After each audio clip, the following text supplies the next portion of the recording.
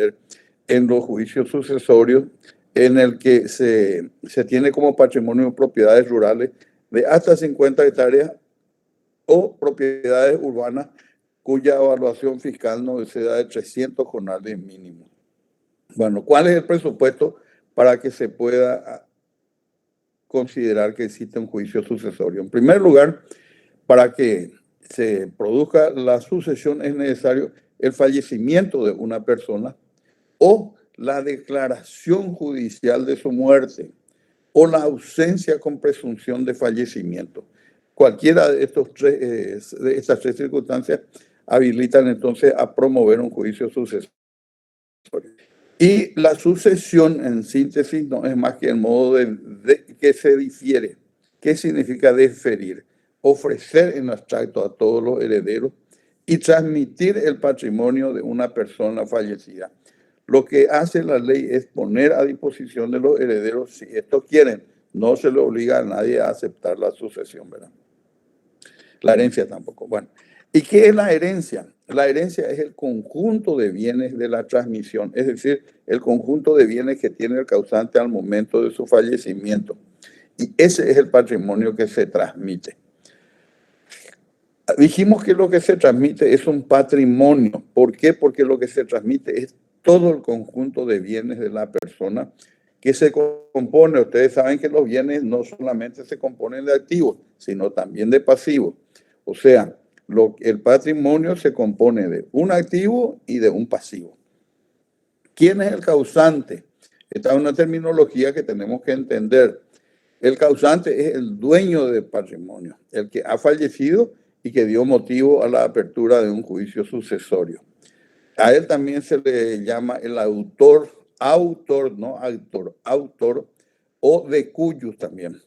Y al que recibe se le llama sucesor o se le llama heredero o se le llama causa habiente. Ahora bien, terminología también que es muy importante entenderla y comprenderla en su verdadera dimensión. El sucesor universal y el sucesor particular. El sucesor particular es el que recibe el todo de una herencia o una parte alícuota de ella, o sea, proporcional de ella. Sería, vamos a suponer que exista un solo hijo, por ejemplo, como heredero. Él es el único heredero universal, es el único sucesor universal. Pero si son más de uno, entonces al recibir su parte alícuota cada uno, también son denominados como sucesores universales porque es la universalidad de bienes el que está recibiendo o una parte de ella, ¿verdad? En cambio, el sucesor particular es el que recibe un objeto determinado, o sea, un bien determinado. Eso suele ocurrir cuando, por ejemplo, los herederos ceden sus derechos y acciones sobre un bien a un tercero que no es heredero y es sucesor particular y no sucesor universal. Ahora, ¿en qué momento se opera la transmisión del dominio de esos bienes?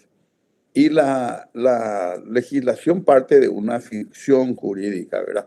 Y establece que desde la muerte del causante, sus herederos le suceden en los derechos efectivos y en los eventuales también.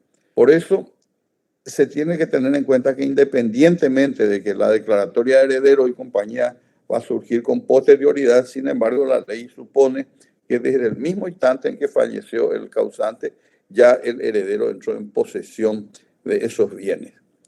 ¿Cuál es la ley aplicable entonces para promover un juicio sucesorio? Ya dijimos el juez competente, ahora la ley aplicable. La ley aplicable es la ley vigente en el domicilio del causante al tiempo de su fallecimiento, ya sean nacionales o extranjeros los sucesores, eso es independiente. Ahora, ¿qué carácter tiene el juicio sucesorio? La promoción del juicio es un deber para los interesados que se creen con derecho a esos bienes hereditarios. Y la sucesión siempre es judicial. No existe la llamada sucesión extrajudicial, a pesar de que en algunos proyectos, como por ejemplo el anteproyecto del Código General del Proceso, que está aguardando el sueño dorado en el Congreso hace casi 20 años, se establece también la posibilidad de realizar la sucesión en el ámbito notarial.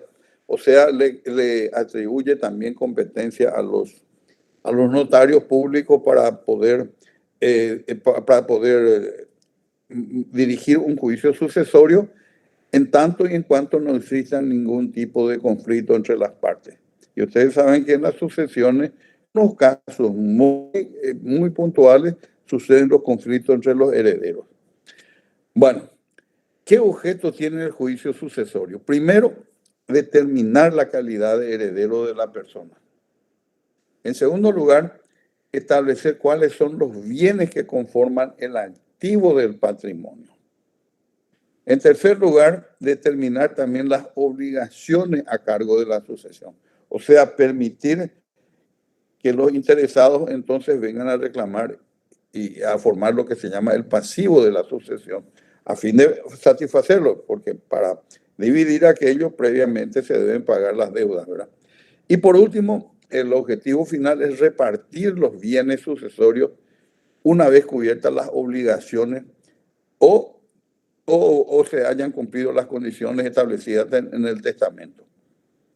¿Cuántas clases de juicios sucesorios existen? Dos clases. Uno se llama intestado, o sea, sin testamento, y el otro es testamentario, o sea, con un testamento. El intestado es también llamado sucesión ab intestato, que es el que más se presenta en la vida. De cada 100 juicios sucesorios que se abren en la capital, a lo mejor el 98% es intestado y solamente el 2% testamentario.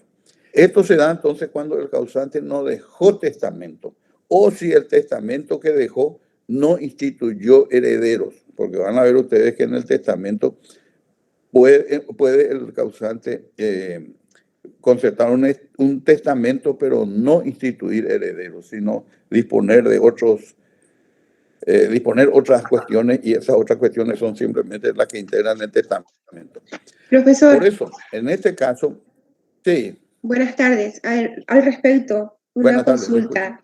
Una consulta, habiendo justamente un solo heredero forzoso y vamos a suponer, ¿verdad? Se deja un testamento donde se le deja de lado a ese heredero forzoso. O sea, esa persona ya no puede entonces acceder a los bienes, ¿o es posible eso o no? Es posible que acceda. Tiene derecho a acceder y le voy a explicar oportunamente porque aunque deje un testamento, el testador tiene que respetar la legítima, que vamos a explicar hoy en qué consiste. Por eso no me quiero adelantar simplemente, pero va a ver de que el heredero forzoso siempre tiene derecho a recibir algo, aunque exista un testamento a favor de otro y él esté ignorado por el testador. Así, bueno, doctor, así sea para una fundación. No interesa, no interesa. Sea quien sea que le haya dejado, él tiene un porcentaje del cual puede disponer libremente, pero otro porcentaje no puede él disponer. Gracias, ¿por qué? profesor. Porque existen herederos forzosos. Porque existen. Si no existen herederos forzosos, puede él disponer del 100%. Bueno, entonces, en el intestato, entonces que no dejó testamento y la ley presume cuál hubiera sido la voluntad del testador, a quién le hubiera dejado, ya que se cayó, él no dijo nada, no dejó nada escrito. Entonces la ley parte de una presunción de a quiénes él le dejaría, y por eso están los parientes y compañía. Van a ver ustedes, por razones de parentesco y de afecto, generalmente se hace esta distribución. Y organiza la distribución de sus bienes entonces. Por eso combina los sistemas biológicos y de afección. Es decir, teniendo en cuenta el parentesco y el afecto de quienes son llamados a heredarle al causante. Ahora bien, el testamentario, que es el otro tipo de juicio sucesorio, es el que se realiza conforme a las disposiciones de última voluntad del causante que obran en un testamento válido. No cualquier testamento es válido. Por último, puede darse el caso de la herencia vacante. Vacante se reputa una herencia vacante cuando no tenga herederos que según la ley tienen derecho, o sea, los forzosos, no existen. En segundo lugar, el causante no instituyó heredero por testamento válido. En tercer lugar, suponiendo que existan herederos forzosos y que existan también herederos testamentarios, estos no aceptan la sucesión, no aceptan. Y el cuarto lugar es cuando los herederos no se presentaron oportunamente. En estos casos, entonces, la herencia se reputa vacante. ¿Y qué sucede entonces con esa herencia, con ese patrimonio, con esa masa de bienes que a alguien se le debe transmitir? En primer lugar, el código estipula que el agente fiscal en lo civil y comercial debe ejercer la curatela de esas herencias vacantes. Pero ahora no es el agente fiscal en lo civil y comercial el que debe ejercer eso, sino el Procurador General de la República. Ahora bien, el Ministerio Público siempre interviene en los juicios sucesorios. Y ven ustedes que en la ley, en el Código de Organización Judicial se estipula que interviene en todo asunto en que haya interés fiscal comprometido o en juicios sobre nulidad de testamento o en los juicios sucesorios y también para ejercer la curatela en las herencias vacantes, que hoy ya no es competencia suya. Bueno, entonces eso vemos nosotros que el Ministerio Público es parte siempre en el juicio sucesorio, sea este testamentario o intestato. ¿Qué se requiere para iniciar un juicio sucesorio? Para promover, obviamente, suponiendo que falleció ya el causante, ¿verdad? Tiene que existir un interés legítimo para eso. ¿Y quiénes pueden invocar ese interés legítimo? En primer lugar, los herederos, que pueden ser testamentarios o legítimos, o sea, herederos instituidos en un testamento o herederos forzosos mencionados en la ley. En segundo lugar, pueden también abrir los acreedores de la sucesión, pero no todos pueden abrir en el mismo momento, como vamos a ver más tarde. También puede abrir la sucesión el albacea, que es el encargado de hacer cumplir la última voluntad del testador, que siempre es designado en un testamento para ese efecto. En cuarto lugar, pueden abrir los representantes de los incapaces que tienen vocación hereditaria. Después puede abrir también el curador de la herencia vacante, o sea, el Procurador General de la República hoy. Y por último, también puede abrir una sucesión el cesionario total de los derechos de un heredero o del heredero. Alguien a quien una persona le cedió sus derechos y acciones sobre una sucesión en su calidad de heredero, ¿verdad? Bueno, vamos a ver el caso en que se trate de un testamento. Si el causante formalizó un testamento y el interesado sabe, entonces debe presentarlo. O de lo contrario, debe indicar en qué lugar se encuentra, porque vamos a ver que hay varias clases de testamentos. En ese sentido, anteriormente sobre los notarios públicos pesaba una obligación y un deber legal de denunciar el fallecimiento de una persona que había otorgado un testamento antes la escribanía o que dejó depositado un testamento ante la escribanía. Tenía la obligación, o sea que los notarios tenían que mirar todos los días las páginas de exequia y compañía porque tenían que dar cumplimiento a esa disposición legal. Pero a partir del año 1990 se creó el registro de testamentos, la ley 105 del año 1990, en el cual se establece que se deben inscribir todos los testamentos y compañías, ¿verdad? Ya sean los otorgados en la escribanía o cualquier otro tipo de testamento.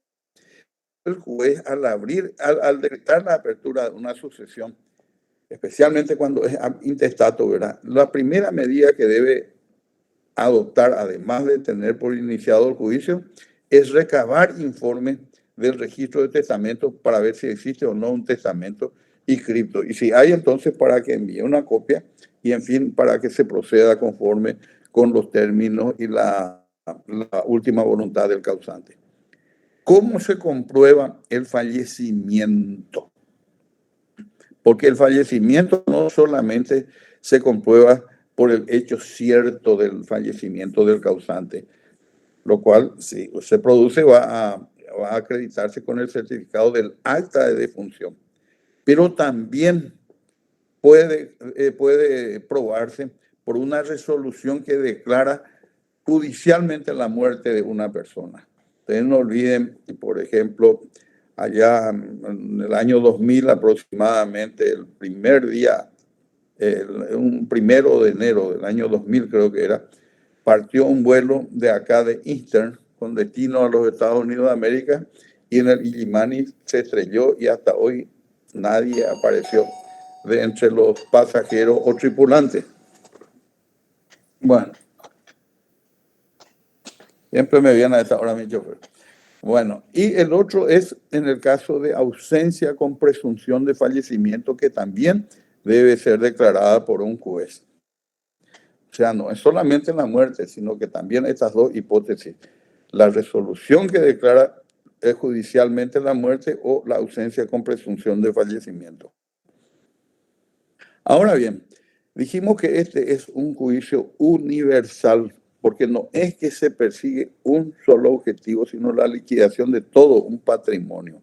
Y por eso siempre tienen que tener en cuenta ustedes que los juicios universales ejercen el fuero de atracción, es decir, que muchas demandas que se pueden promover tienen que ser atendidas por el mismo juez de la sucesión, o en su caso de la disolución de la comunidad conyugal, o en su caso de la quiebra. Bueno, en este caso, el juicio sucesorio ejerce fuero de atracción sobre demandas de colación, que es una demanda que se hace cuando un heredero, por ejemplo, recibió en vida del causante un bien en forma gratuita, por un acto deliberado, ¿verdad? Entonces los otros herederos pueden solicitar la colación de eso, que es un juicio del cual vamos a ocuparnos brevemente más para tarde. En segundo lugar, dentro del juicio de sucesión se debe también abrir el juicio de rendición de cuentas en la liquidación del juicio, y especialmente que debe realizar el administrador de la sucesión. En tercer lugar, en este juicio también se pueden promover las demandas sobre inclusión de bienes en el acervo hereditario. O sea, hay un momento determinado en que se hace un inventario, y ese inventario aparentemente es la descripción de todos los bienes, pero si después aparecen otros bienes que no fueron incluidos, entonces esa demanda de inclusión de bienes se debe plantear ante el juez de la sucesión. También ante el juez de la sucesión tramita el incidente vinculado con la administración de la herencia. No se olviden que como es un patrimonio, alguien tiene que administrar, porque nadie es dueño mientras no se distribuyan, ¿verdad? Los bienes de la sucesión, nadie es dueño de nada en especial. Entonces es el administrador el que debe rendir cuentas y que debe atender esto, y por supuesto tiene que administrar la herencia y tiene que tener un expediente abierto de administración de la herencia. También los pagos de alquileres de inmuebles ocupados por algunos coherederos. Algunos coherederos ocupan bienes que son de la sucesión, entonces ellos deben pagar los impuestos, y todo eso tiene que tramitar también ante el juzgado de la sucesión. También reintegro de sumas pagadas por cuenta del causante, o, por ejemplo, los juicios de reconocimiento de filiación y petición de herencia, que es también otro juicio vinculado con la sucesión, que se plantea en el caso de que ya se haya hecho la adjudicación de bienes, y si el heredero no está de acuerdo, entonces el interesado tiene que promover un juicio ordinario de petición de herencia. Y por último, las acciones personales de los acreedores del difunto. Todas las acciones que tienen los acreedores del difunto tienen que ir contra la sucesión. ¿Por qué esta acumulación de competencias, este fuero de atracción pasivo. Porque el fundamento que tiene es que la necesidad de facilitar una ordenada liquidación del patrimonio, porque si el patrimonio tiene que ser atendido, las necesidades de distribución del bien, si tiene que ser distribuido entre varios jueces, entonces va a haber un desentendimiento y una descoordinación que trata de evitar este juicio. Entonces le da la competencia exclusivamente al juez de la sucesión para entender en todos estos casos. La competencia ya dijimos que es el último domicilio del causante. Y todas las reclamaciones que se deduca contra él también van ante el juez de la sucesión, y también todas las reclamaciones que se pudiera hacer contra la misma sucesión. ¿En qué casos no ejerce la competencia el juez de la sucesión? No ejerce competencia cuando se tratan de acciones reales, que ustedes saben que las acciones reales se plantean ante el juez de la competencia del lugar de la situación del bien inmueble o mueble, ¿verdad? Tampoco las acciones personales activas. ¿Qué significa eso? Todas las acciones personales que el causante o la sucesión tiene que promover contra tercera persona, tiene que promover ante otro juez, no ante el juez de la sucesión. Después, por ejemplo, cuando se promueve una ejecución de prenda con registro, tampoco ejerce el fuero de atracción la sucesión. Tampoco ejerce fuero de atracción en las ejecuciones hipotecarias. Ustedes saben que este año nosotros estudiamos en materia de ejecución, únicamente estudiamos juicio ejecutivo y ejecución de resoluciones judiciales nacionales y extranjeras. No estudiamos las ejecuciones hipotecarias, no estudiamos las ejecuciones prendarias y no estudiamos tampoco la ejecución de obligación de dar cosas muebles ciertas. Por eso les digo que las ejecuciones hipotecarias, cuando son promovidas por las sociedades de ahorro y préstamo de la vivienda, entonces no tienen ese fuero de atracción. Y tampoco las ejecuciones hipotecarias y prendarias, en este caso también, promovidas por las entidades del sistema financiero, es decir, por los bancos y por las financieras. Ya un banco o una financiera, si quiere promover una ejecución hipotecaria o prendaria contra el causante o contra la sucesión, hace ante el juez que está de turno, no ante el juez de la sucesión. Bueno, ¿cuándo concluye el juicio sucesorio? El límite del juicio sucesorio llega hasta la partición de los bienes.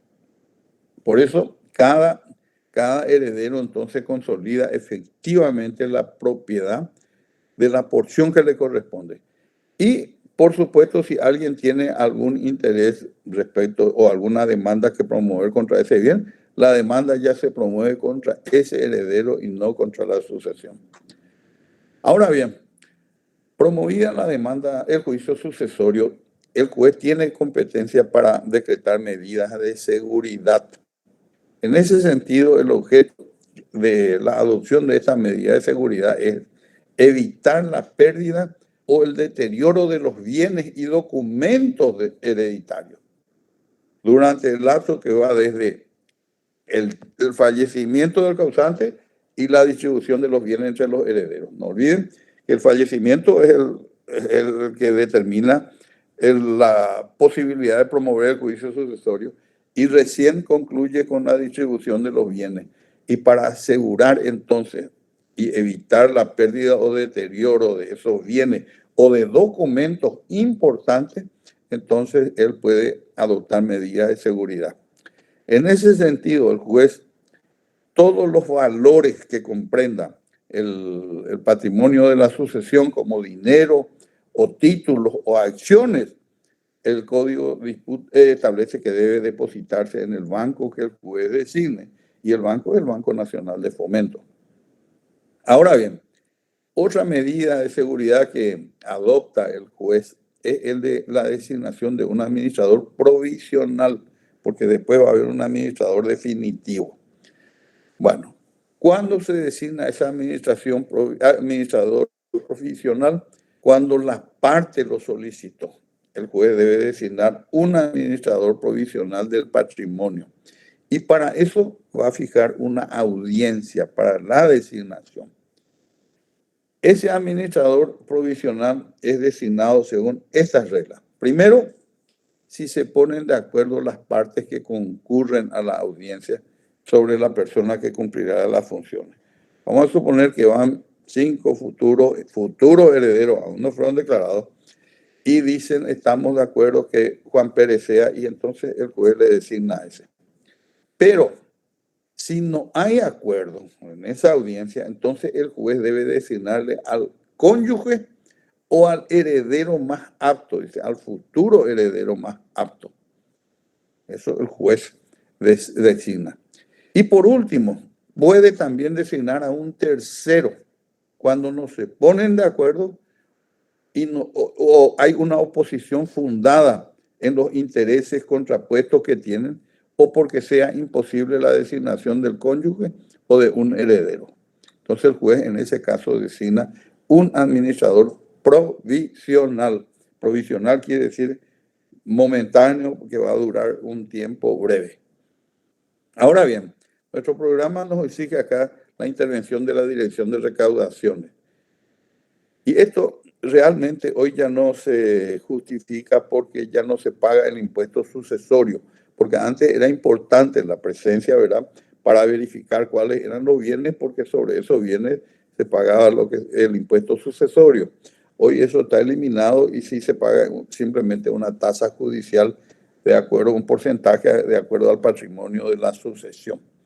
Ahora bien, ¿cómo intervenía entonces la Dirección de Recaudaciones? Que es lógicamente con afán tributario, ¿verdad?, en las tareas de inventario y de avalúo de los bienes sucesorios. El inventario y evaluación debe hacerse por peritos.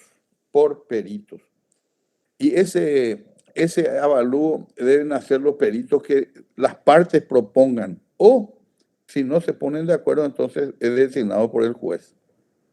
Ahora bien, dijimos que no solo los futuros herederos pueden abrir, sino que también los acreedores.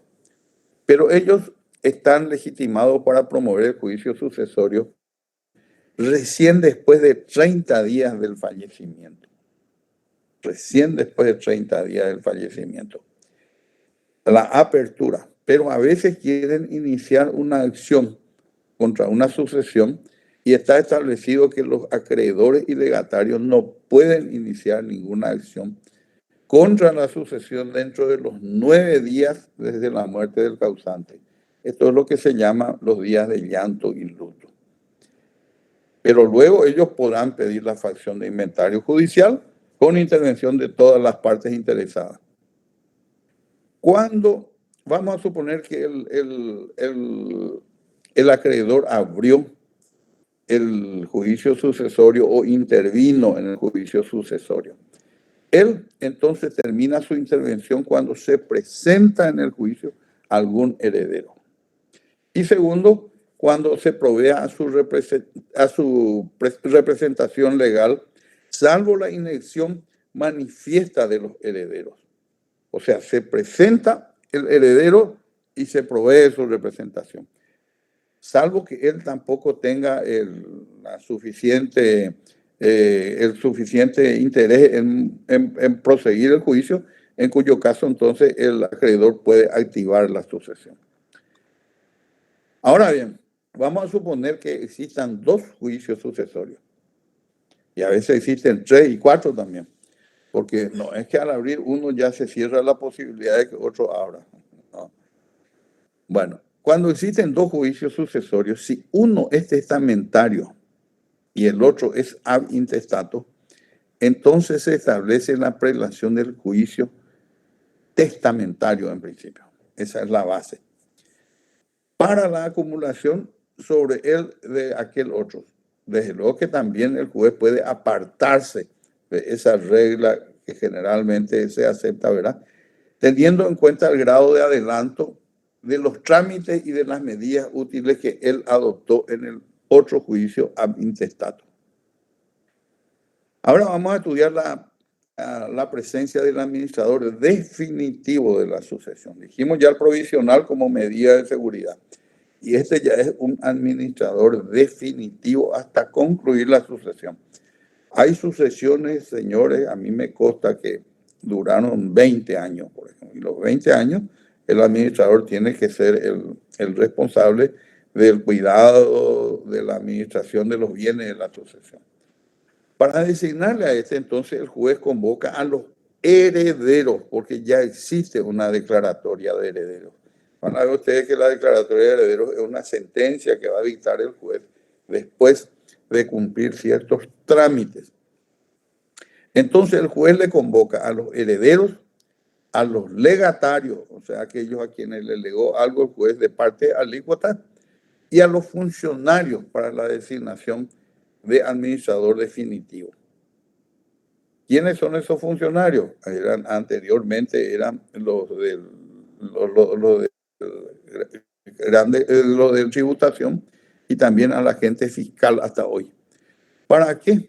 Para la realización de las diligencias que fueran necesarias para el mejor mantenimiento y control del patrimonio de la sucesión. ¿Cuándo es el momento? El momento dijimos que después de dictada la declaratoria de herederos o después de que se declare válido el testamento. Van a ver ustedes que en el juicio testamentario el juez en un momento tiene el deber de declarar la validez o no del testamento, validez formal, no intrínseca. Bueno, ahora bien, vamos a hablar ahora de la sucesión intestada, o sea, sin testamento. El causante no dejó testamento. Y la ley presume a cuál ha sido la voluntad cuál hubiera sido la voluntad del causante, organiza la distribución de los bienes, etcétera, etcétera. Bueno, procede, ya dijimos nosotros, cuando el causante no dejó testamento o cuando el testamento es nulo. Dejó un testamento, pero el testamento ha sido declarado nulo. O cuando el testamento no contiene la institución de herederos. En un testamento no existe ninguna imposición para que el testador instituya herederos. Puede que él solamente redacte su testamento para crear una fundación o lo que fuere, pero no para instituir herederos, por ejemplo. Si no instituyó herederos en el testamento, entonces el juicio va a ser también ab intestato. O cuando hubo un testamento y no se distribuyó la totalidad de los bienes a los herederos testamentarios. ¿Por qué? Porque él no le transmitió la totalidad de su patrimonio y ese restante entonces entra dentro del juicio ab intestato. Y por último, también en el caso en que los herederos fueron declarados indignos de suceder al causante. Esta cuestión de indignidad y compañía, ustedes lo van a estudiar el año que viene con mayor detalle, ¿verdad? Pero ustedes saben de que se puede declarar la indignidad de un heredero. Bueno, ¿quiénes pueden solicitar entonces la apertura del juicio sucesorio ab intestato? Cualquier peticionante que justifique su interés legítimo. Por supuesto, tiene que acreditar el fallecimiento del causante.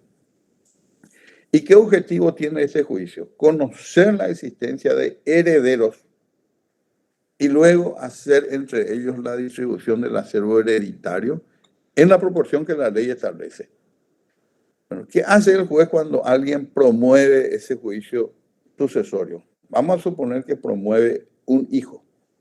Él lo que va a presentar es el certificado del acta de defunción de su padre y el certificado del acta de nacimiento suyo, en el cual figura que el causante es su padre. Bueno, vamos a suponer que él haga. Entonces, el juez dispone la citación en la primera providencia por 10 días en un diario para todos los que se consideren con derecho a los bienes dejados por el causante. Y le fija un plazo de 60 días, que son días civiles, contado desde la primera publicación de los edictos, que 10 días se editan, dijimos, pero desde la primera ya se cuenta, para reclamar sus derechos ante el juez. O sea, ahí le da el plazo para que vengan cada uno de los que tienen interés, ya sean como herederos o ya sea como acreedores o alguien que tenga un interés legítimo. Si es que es un acreedor, para que se le reconozca su crédito y compañía. Bueno, ¿cuál es el orden hereditario establecido en la ley? En primer lugar están los descendientes y el cónyuge. Pero el cónyuge hereda en cuanto a los bienes propios del causante. Los bienes gananciales el cónyuge no hereda, porque él directamente es propietario del 50% de ese bien ganancial. Y lo que entra en sucesión es el otro 50%. En segundo lugar están los ascendientes con el cónyuge. En tercer lugar, solo el cónyuge. Y en cuarto lugar, parientes colaterales hasta el cuarto grado de parentesco. Y por último, ¿quién hereda? El fisco. O sea, cuando ya no hay heredero forzoso, es el fisco el que se queda con todo el patrimonio del causante. Hoy estuvimos hablando de la legítima. Les dije que hay una porción de la cual el testador no puede disponer. ¿Por qué? Porque la ley le reservó a determinados herederos forzosos. Es un derecho entonces de sucesión limitado a una determinada porción de la herencia, de la cual no pueden ser privados los herederos, sino por justa causa o por desheredación. En ese sentido, la legítima de los descendientes es de las 4/5 partes. ¿Qué significa eso? Que solamente el causante puede disponer de 1/5 parte. De los ascendientes es de las 2/3 partes. ¿Qué significa esto? Que el causante puede disponer por testamento solamente de 1/3 parte. De los cónyuges, la mitad. Y por último, del adoptante y adoptado, la mitad también. De manera que esta respuesta es la que merece la alumna que había preguntado si un heredero forzoso no incluido en el testamento, si se queda sin nada. No, señores. Lo que el testador pudo disponer es apenas de la 1/5 parte. O sea, de un patrimonio de, vamos a poner, de 100.000 guaraníes, el testador puede disponer de 20.000, 80.000 es el heredero forzoso, porque es la 4/5 parte la legítima de él. Bueno, dijimos nosotros que existe una resolución que se emite en el juicio sucesorio, que por una sentencia que se llama sentencia declaratoria de herederos. ¿Cuáles son los requisitos que deben reunirse para que el juez pueda emitir esa sentencia? En primer lugar, que el plazo de 60 días en que llamó a todos los que tengan interés ya haya vencido. Esos 60 días contados, dijimos, desde la primera publicación de los edictos. Lo segundo, que se haya notificado por cédula a los herederos denunciados que tienen domicilio conocido en el país, o por exhorto a los que están domiciliados en el extranjero. Resulta que al promover el juicio sucesorio, el que abre tiene que designar, tiene que identificar a los otros herederos para que el juez pueda notificarle. En tercer lugar, que se hayan publicado los edictos por 10 días en un diario de gran circulación. En cuarto lugar, que se haya acreditado el vínculo hereditario. Sería con el certificado de acta de nacimiento o el acta de matrimonio, cuando es de la esposa o el esposo, ¿verdad? Y por último, acreditar la muerte del causante, que es a través de un acta de certificado de acta de defunción o una declaración judicial de ausencia con presunción de fallecimiento. La sentencia, el juez tiene que dictar previa vista al Ministerio Público. El Ministerio Público es el agente fiscal quien debe expedir un dictamen recomendando entonces al juez que dicte la sentencia declaratoria o que no dicte, ¿verdad? Pero eso no es vinculante. El juez, aunque se oponga al fiscal, puede hacerlo en tanto y en cuanto se cumplan todos los requisitos para que pueda ser emitida esa sentencia. Bueno, en esa sentencia, entonces, el juez establece la calidad de heredero. Y que, por supuesto, para que establezca esa calidad es necesario que él haya justificado el vínculo que tenía con el causante. ¿Qué tipo es esta sentencia? ¿Qué naturaleza tiene esta sentencia? Esta sentencia se dicta sin perjuicio de terceros. Es más o menos una sentencia equivalente a la sentencia de aprobación de la mensura, que es sin perjuicio de terceros. No causa estado, no hace cosa juzgada material. Por eso es modificable y a veces es anulable incluso. Vamos a suponer que, por ejemplo, se le haya declarado heredero a los ascendientes, a los abuelos, y de repente aparece un hijo. Ese hijo va a ser declarado y con eso le está excluyendo a aquellos que fueron declarados con anterioridad como herederos, ¿verdad? De manera que hasta se puede anular o se puede modificar. Vamos a suponer que abrió un solo hijo y después vienen 5 más. Se amplía esa declaratoria para los otros 4 y quiere decir que se modificó la declaratoria de heredero, ¿verdad? Entonces, ¿cuál es el alcance de esta sentencia? Y se limita simplemente a declarar los nombres de los sucesores del causante. Dice quiénes son los sucesores del causante. Ahora bien, ¿se puede ampliar la declaratoria? Sí, se puede ampliar a petición de parte legítima, ¿verdad?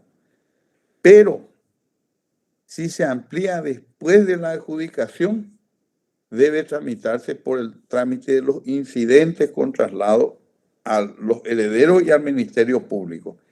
Y únicamente se va a ampliar si no hubo oposición, ya sea de los herederos o del Ministerio Público. ¿Por qué? Porque si hubo oposición, entonces lo que corresponde es promover el juicio de petición de herencia, que se da entonces cuando hubo oposición a la declaratoria de herederos formulada por los herederos o por el Ministerio Público después ya de la adjudicación de los bienes. Vamos a pasar ahora a la sucesión testamentaria. En esta sucesión dijimos cuando el causante dejó un testamento e instituyó herederos. O sea, en ese testamento dijo, dejo a fulano de tal cosa, a mengano tal cosa, etcétera, etcétera. O a una persona que deja todo su patrimonio, ¿verdad?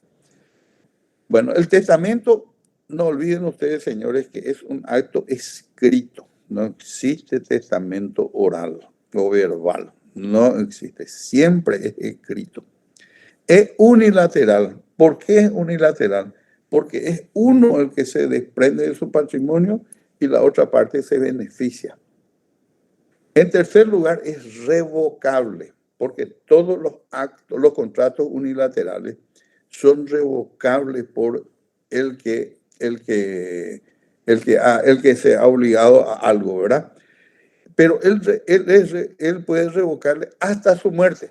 Hasta el día de su muerte él tiene derecho a revocar. O sea que hoy puede hacer un testamento y 2 o 3 días antes de fallecer él revoca ese testamento y ese testamento no vale para nada. Pero también este documento y este acto es solemne. Vale decir que cualesquiera de los requisitos exigidos para su validez que no fueran atendidos, entonces determina la nulidad de eso. Y por ese documento, entonces, esa persona dispone de todo o parte de sus bienes para después de su muerte. Porque él puede estar hasta el 50%, 70%, 80%, suponiendo que no tiene heredero forzoso, digo.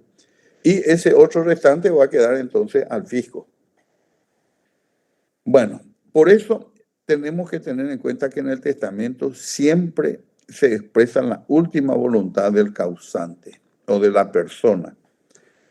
Bueno, dijimos que es escrito, que es unilateral, que es solemne, irrevocable y acto de disposición de bienes. También puede utilizarse para reconocer hijos, por ejemplo. Nosotros en nuestra legislación tenemos dos clases de testamentos, los ordinarios y los especiales. Los ordinarios son los que se formalizan en épocas y situaciones normales. Y entre ellos tenemos el hológrafo, el testamento por instrumento público y el testamento cerrado o en sobrecerrado. Y entre los especiales, que se formalizan en épocas o en situaciones anormales o particulares, tenemos el testamento militar, el testamento marítimo y el testamento que se otorga en caso de epidemia. Son situaciones especiales y anormales. Bueno, para que una persona pueda otorgar un testamento, la ley exige que tenga capacidad y lo tiene desde los 18 años de edad. Bueno, este testamento se sustancia con las formalidades del juicio testamentario. Ese juicio se hace con esas formalidades siempre que exista un primer testamento y que se hayan cumplido las exigencias requeridas por la ley para esos testamentos y que en ese testamento exista la institución de heredero, porque le dije, no siempre hay institución de heredero. Y por último, que se disponga de la totalidad de los bienes hereditarios. Bueno, cuando se promueve esto, ¿el juez va a admitir o no? ¿Y qué es necesario para que el juez admita un juicio sucesorio testamentario? En primer lugar, justificar el fallecimiento y en segundo lugar, agregar el testamento o indicar el lugar donde se encuentra el testamento. La institución de herederos, yo les dije que es una disposición testamentaria por el cual el causante llama a una persona para sucederlo en todo o parte de sus bienes. O sea, es la voluntad del propio testador que crea un heredero. Y solo puede hacerlo por testamento, no puede por cualquier otro medio. Si él no instituyere heredero, entonces sus disposiciones se deben cumplir respecto de lo que él dispuso ahí. Y si existe bienes, entonces se distribuirá por vía de la sucesión ad intestato o intestada. Nosotros ya hicimos referencia a la existencia de este registro de testamento creado por Ley 105/90, en el cual no solamente se inscriben los testamentos, sino que también si hubo modificación en ese testamento o si fue revocado. Si no se inscribió ese testamento, lo mismo tiene validez. O sea, la no inscripción no produce la invalidez del testamento. Ahora bien, existe un instituto que se llama protocolización que se hace en las escribanías públicas. Y ese es un acto jurídico que formaliza un escribano público, quien bajo un acta notarial incorpora al protocolo notarial un testamento. Y esto es aplicable en el caso del testamento hológrafo, en el caso del sobrecerrado y los testamentos especiales. Por eso, para que sea protocolizado ese testamento, es necesario que ante el juez, los testigos y a veces el propio escribano, cuando tiene en su poder un testamento en sobrecerrado, tienen que reconocer la letra y la firma del testador. Y el juez en ese caso rubrica del principio al fin cada una de las páginas del testamento y luego ordena que un escribano público protocolice ese documento. ¿Por qué? Porque ustedes no olviden, señores, que, por ejemplo, el caso del testamento hológrafo. El testamento hológrafo él puede redactar en cualquier tipo de papel, en cualquier cuaderno, en cualquier libro de anotación. Hasta alguna vez dije, hasta en un papel higiénico se puede redactar un testamento hológrafo. Lo único que tiene que ser letra y firma del testador. Letra y firma. Él tiene que redactar de su puño y letra. Vale decir que el testamento hológrafo no puede otorgar, desde luego, una persona analfabeta. Y tampoco vale como testamento hológrafo algo que se redactó a máquina o en computadora o en imprenta. No vale. Tiene que ser de puño y letra de él. Tampoco vale si el manuscrito es redactado por otra persona y firmada por él. No. De puño y letra. De manera que todos esos detalles, ¿verdad?, tienen que ser previamente reconocidos ante el juez para que él después ordene la protocolización. ¿Y qué significa la protocolización? La incorporación de ese documento que el testador había creado a un protocolo notarial para su conservación y guarda. Porque ustedes saben que con el tiempo, por ejemplo, nosotros podemos demostrar por qué heredamos algo de nuestros padres, sencillamente demostrando nuestra vocación hereditaria, extrayendo de los registros de Estado civil nuestra calidad de hijo, ¿verdad?, de nuestros padres, y con la sentencia declaratoria. En cambio, en el caso de un testamento hológrafo, por ejemplo, que les dije se puede hacer hasta en un papel higiénico, eso puede desaparecer. No está conservado como están conservados los registros civiles, por ejemplo, todos los documentos anotados en el registro civil. Entonces, lo que se pretende es que ese documento privado en un principio, ¿verdad?, vaya y se incorpore y se guarde y se conserve dentro de un registro notarial, y si alguien con el tiempo quiere verificar, va a tener entonces un lugar en donde ir a encontrar.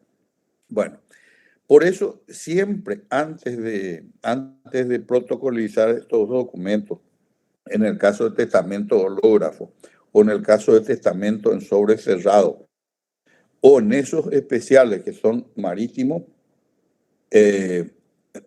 militar, y en caso de epidemia que se hacen ante personas que no son precisamente autoridades públicas, entonces en todos esos casos finalmente esto va a terminar en un acta notarial de protocolización y va a quedar incorporado a un protocolo del escribano.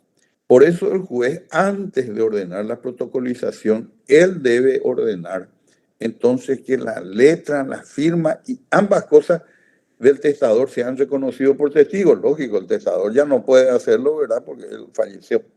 Y cuando hablamos de testigos, estamos hablando en el caso de los testamentos sobre cerrado, por ejemplo, cuando el testador le entrega el documento cerrado en un sobre cerrado que contiene la manifestación de última voluntad, en la cubierta de ese sobre tienen que firmar 5 testigos y el escribano. Además de eso, ahí debe dejar un acta y en su protocolo debe también hacer un acta notarial en el cual debe mencionar que ahí está incorporado el testamento, el sobre cerrado dejado por fulano de tal, ¿verdad? Bueno, ahora bien, en esa audiencia puede haber oposición, ¿verdad? Porque puede que en la audiencia alguien vaya y diga que no aceptan de que esa sea la letra y la firma del testador. Vamos a suponer que los herederos legítimos, o sea, establecidos en la ley, los forzosos, van a esa audiencia en la cual pretenden impugnar un testamento a favor de un tercero que no es heredero forzoso. Entonces puede oponerse.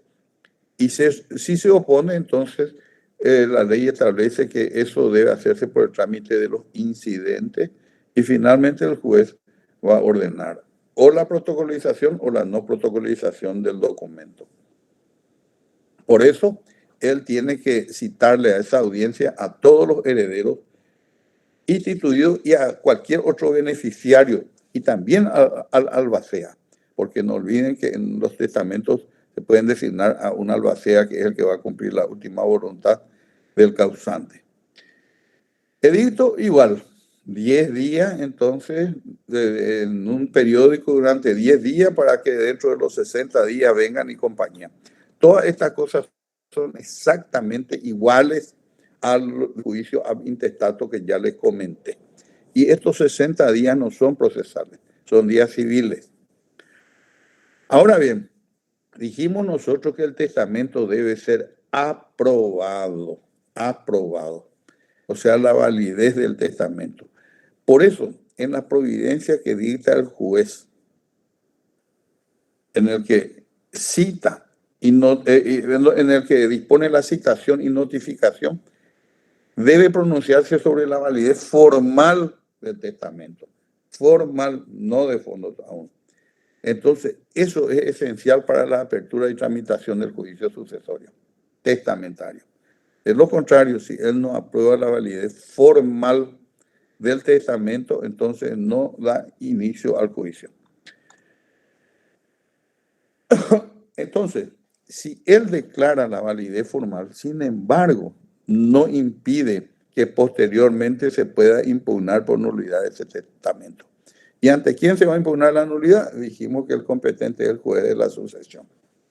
En la administración de los bienes hereditarios, la misma cosa que habíamos conversado en cuanto a al juicio ab intestato, la designación del administrador definitivo, que, si hay acuerdo, si no hay acuerdo, etcétera, etcétera. Bueno, el cargo siempre lo acepta el administrador el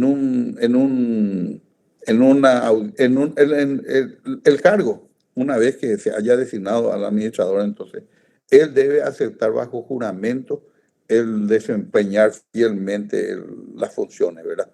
Y eso lo puede hacer o en audiencia o en un escrito firmado dirigido al juez.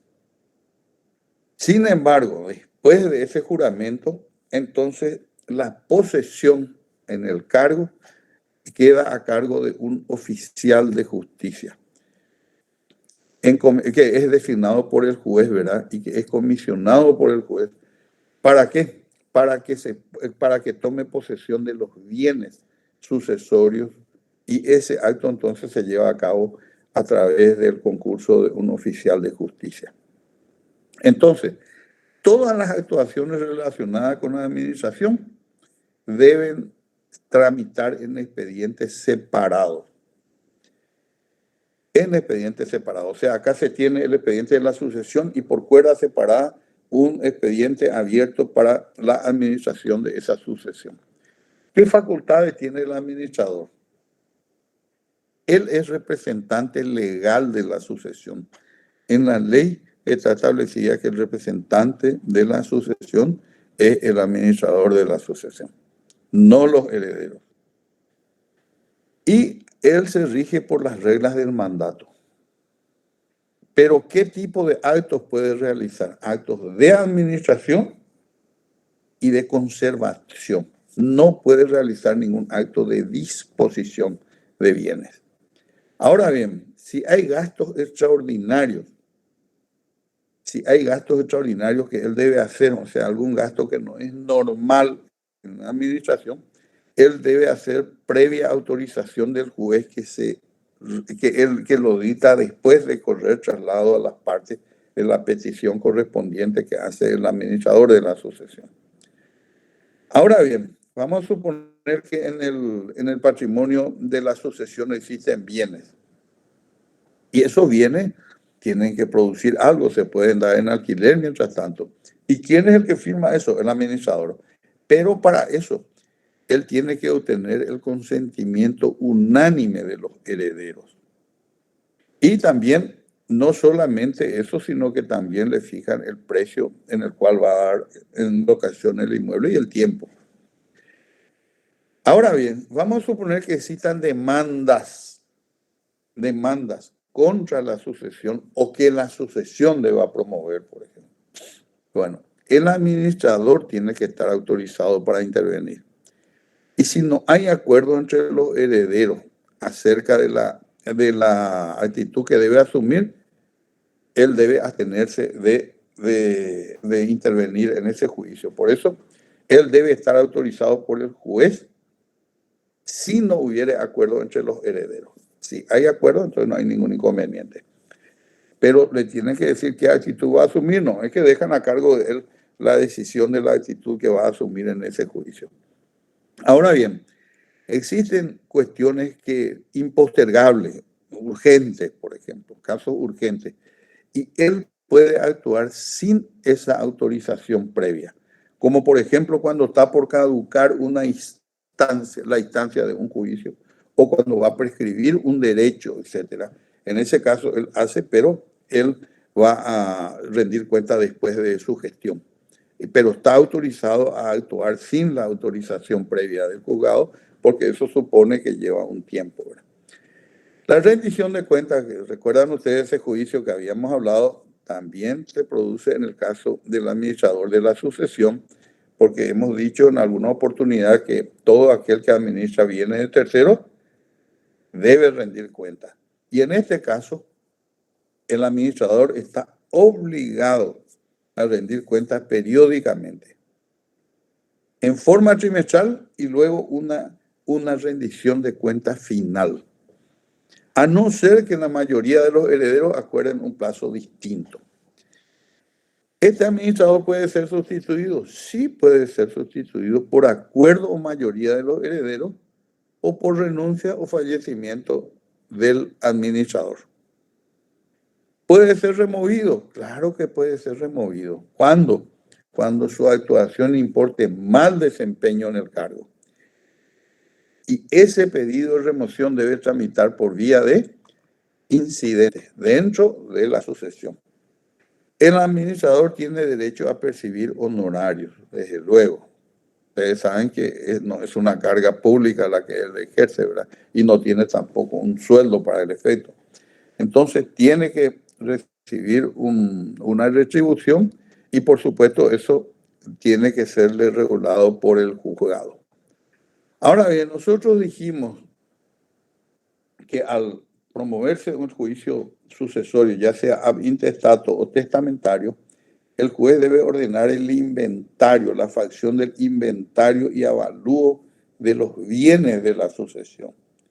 ¿Y en qué consiste el inventario? El inventario no es más que la descripción ordenada y pormenorizada del patrimonio hereditario, indicando cuáles son los bienes que configuran el activo y también las obligaciones que constituyen el pasivo. Es más o menos como llegar a una oficina y tomar una foto, pero en vez de ser una fotografía, describir por escrito cuáles son los bienes que ahí se encontraron.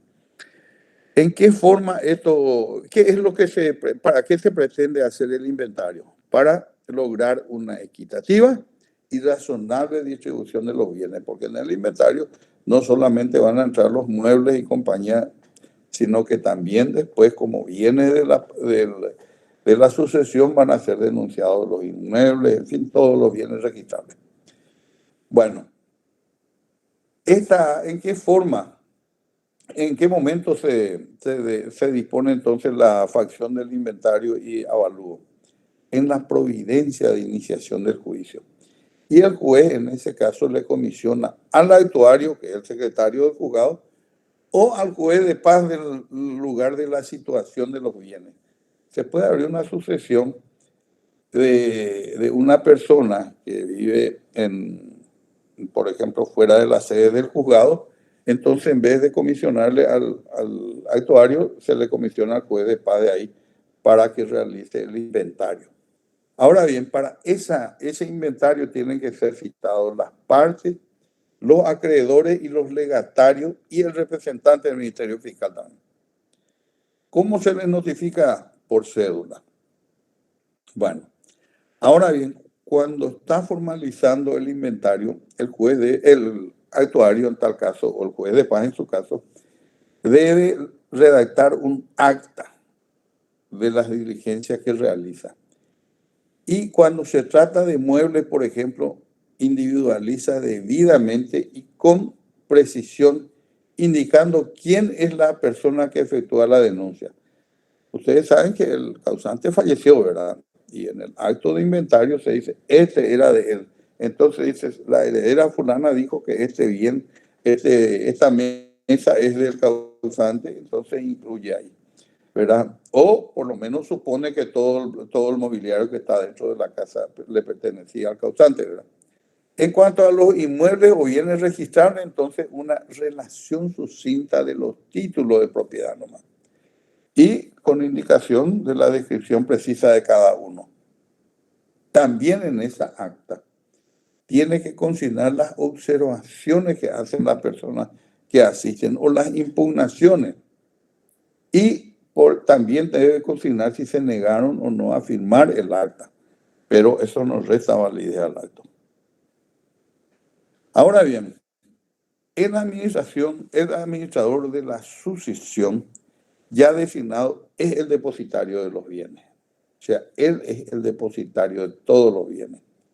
Y cuando no hay a un administrador, el secretario o juez de paz comisionado, entonces debe designar un depositario provisional. El avalúo es la tasación o justiprecio que se hace de cada uno de los bienes del inventario.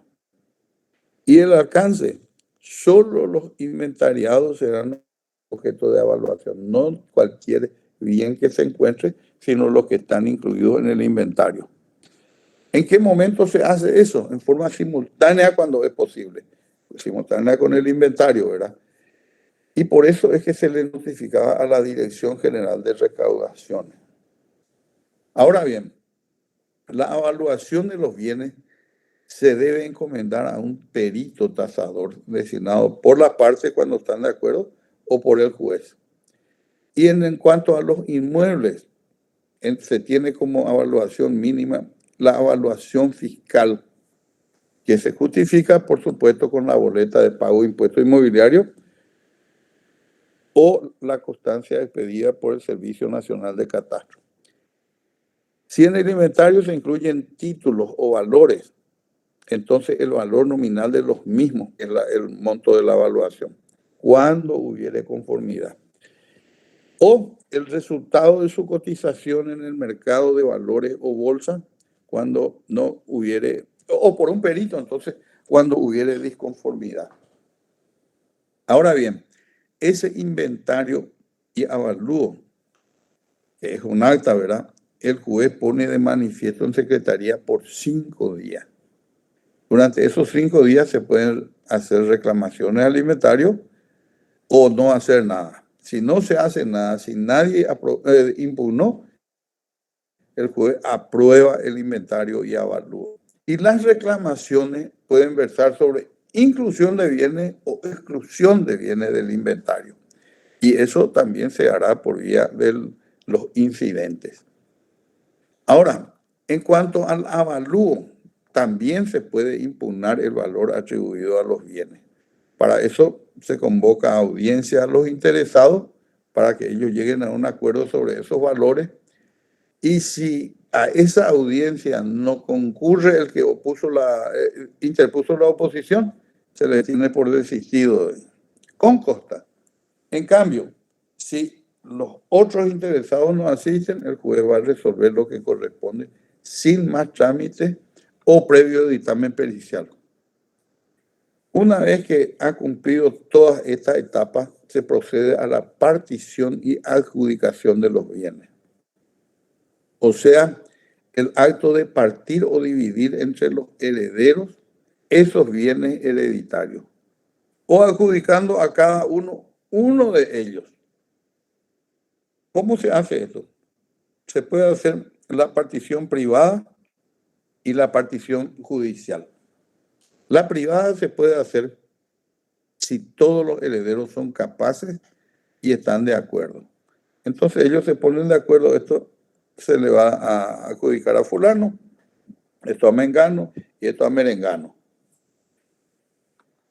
¿En qué momento entonces se puede pedir esto? Una vez que se liquidó el pasivo hereditario. O sea, ya se pagaron a todos los acreedores del causante y después de eso se procede, pero por supuesto también previo pago de las tasas judiciales. Entonces, ¿cuáles son los presupuestos para que procedan? Primero, que se encuentre aprobado judicialmente el inventario y el avalúo. Segundo, que todos los herederos sean capaces. Tercero, que la partición se haya convenido por unanimidad. Y después, que todas esas particiones están ajustadas a la ley. Ahora bien, el otro tipo de partición es la judicial, o sea, la que se debe hacer en sede judicial, no por acuerdo de los herederos. Y nuestro código estipula que la partición será judicial bajo pena de nulidad. ¿Cuándo? Cuando hubiere herederos incapaces o menores emancipados como interesados. En segundo lugar, si el causante fuere un presunto fallecido, o sea, no se tiene la seguridad de que él falleció, se hace judicialmente la partición. En tercer lugar, si hubieren herederos y legatarios ausentes. Por eso tiene que ser por unanimidad, dijimos lo otro, ¿verdad? Y último, si los terceros fundados en un interés legítimo se oponen a la partición privada.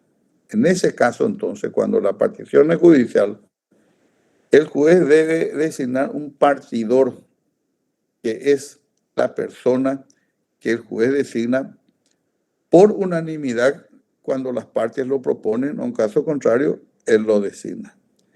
¿Cuáles son las reglas que debe observar este partidor judicial? Primero, los herederos van a designar a los partidores. Si no designan, lo designa el juez.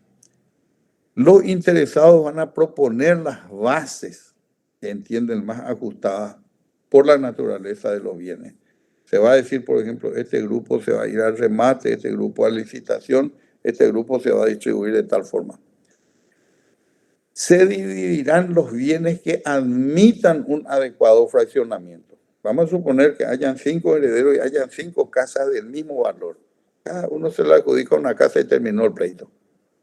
Ahora bien, si los bienes no admiten ese adecuado fraccionamiento, entonces podrá ser adjudicado a uno de los herederos o a varios de ellos que lo aceptaren, y cuando excediesen el valor de ellos, se compensará la diferencia en dinero u otros bienes.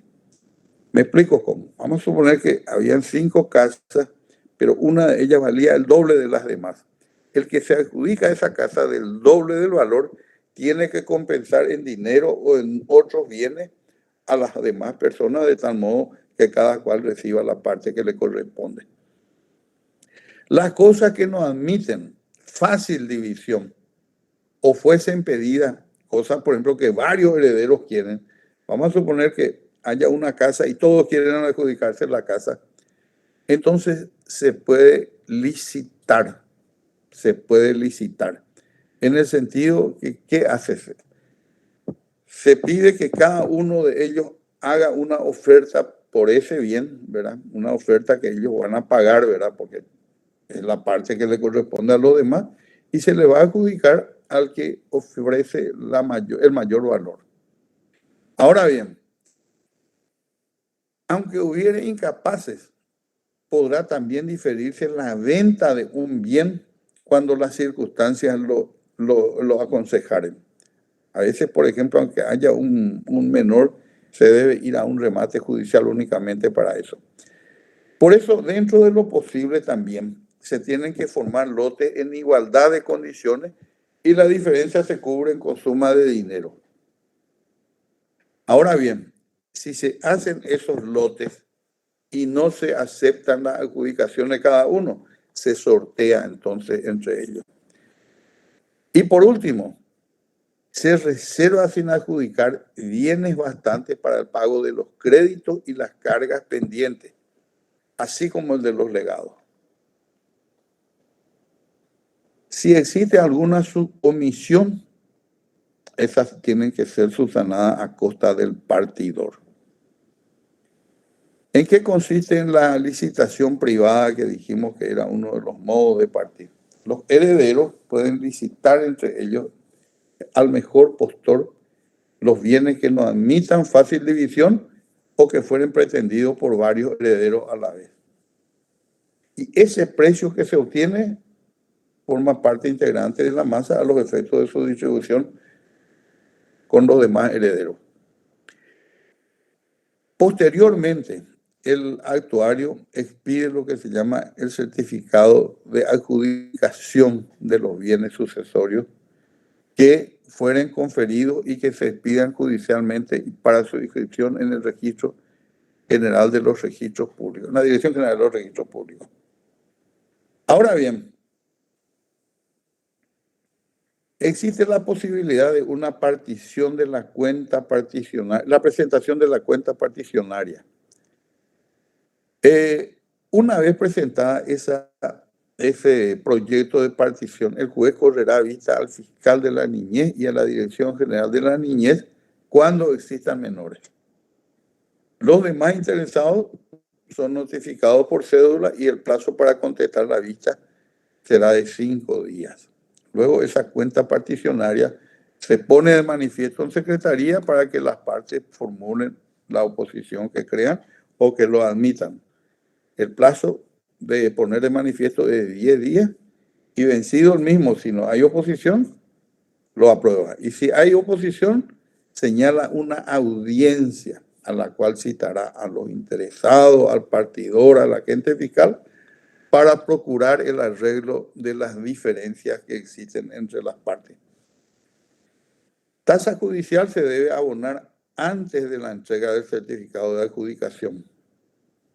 Y en el documento, en cada certificado se debe consignar que está pagado y se tiene que consignar el número de documento que certifica ese pago. ¿Y cuándo concluye el juicio sucesorio? Concluye una vez firme la resolución que aprueba la partición y la constancia de haber sido abonada la tasa judicial. Aún no concluimos, señores, porque viene ahora la herencia vacante. Y yo creo que esto vamos a dar el próximo lunes porque realmente ya pasó mi hora de iniciación de mi clase de técnica notarial, que es de las 5 de la tarde. De manera que el lunes vamos a concluir con la herencia vacante y con otro comentario que vamos a hacer. Profe, el lunes tenemos fijado nuestro examen. El lunes tenemos el examen. Y bueno, después profe, pero la herencia vacante es lo único que no vamos a dar entonces. Profe, pero le cuento que la herencia vacante voy a cargar ahora en la página que tenemos nosotros grabada toda la clase, profesor. Ya.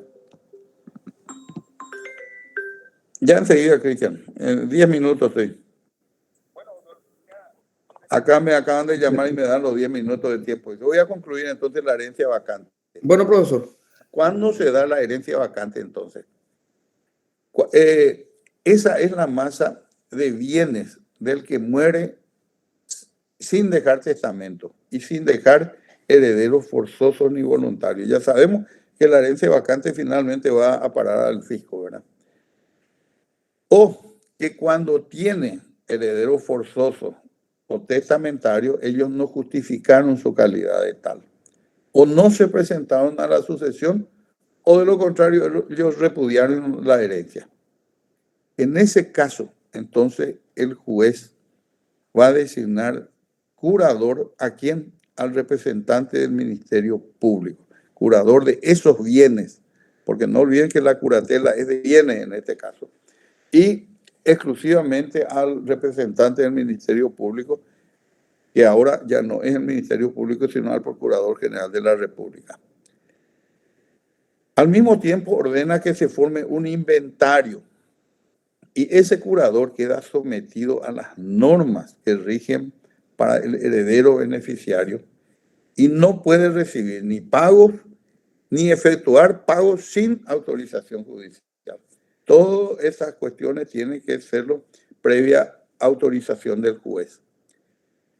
En el caso de que existan dinero, alhajas y valores, eso se deben depositar en un banco de plaza, a la orden del juzgado, y el banco es el Banco Nacional de Fomento.